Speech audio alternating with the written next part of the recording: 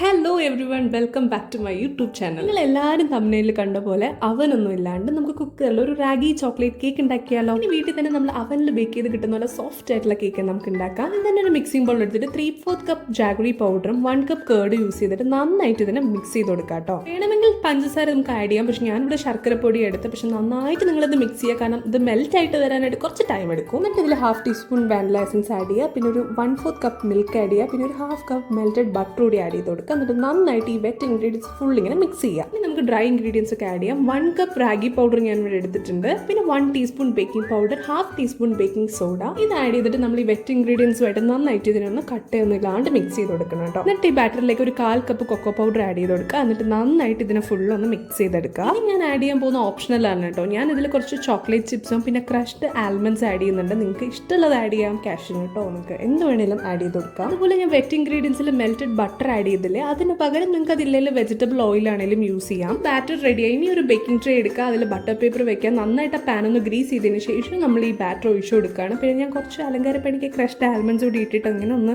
ഒരു ഫോർക്കോ സ്പൂണോ വെച്ചിട്ട് ഒന്ന് ജസ്റ്റ് ഒന്ന് ചുറ്റിച്ചു കൊടുക്കുക, എയർ ബബിളൊക്കെ പോകാൻ വേണ്ടിയിട്ട്. ഇനി നമുക്ക് ബേക്കിംഗ് പരിപാടി സ്റ്റാർട്ട് ചെയ്യും. ആദ്യം തന്നെ ഒരു കുക്കർ എടുക്കുക, അതിൽ കുറച്ച് ഉപ്പ് ഇങ്ങനെ വെതറി കൊടുക്കുക, എന്നിട്ട് ഇതിനൊന്ന് ലിഡ് അടച്ച് വെച്ചൊന്ന് ചൂടാക്കുക. വെയിറ്റ് ഇടാൻ പാടില്ല കേട്ടോ. കുക്കർ ചൂടാകുമ്പോഴത്തേക്കും ലിഡ് ഓപ്പൺ ചെയ്തിട്ട് ഒരു സ്റ്റാൻഡ് വെച്ച് കൊടുക്കുക. എന്നിട്ട് വേണം നമ്മൾ ആ ഒരു കേക്ക് ബാറ്റർ എടുത്തിൽ വെച്ച് കൊടുക്കാനായിട്ട്. ആദ്യത്തെ 1 മിനിറ്റ് നമ്മൾ ഹൈ ഫ്ലെയിമിലും, അത് കഴിഞ്ഞ് നമ്മളൊരു മീഡിയം ഫ്ലെയിമിൽ വെച്ച് കൊടുക്കുക കേട്ടോ. ഫ്ലെയിം കുറച്ചുമല്ല കൂട്ടിയല്ല, അതിന് ഇടയ്ക്കുള്ള ഒരു റേഞ്ചിൽ അങ്ങനെ വെച്ച് കൊടുക്കുക. കേക്ക് ബേക്ക് ആയിട്ട് ഇനി ഓപ്പൺ ചെയ്യാം.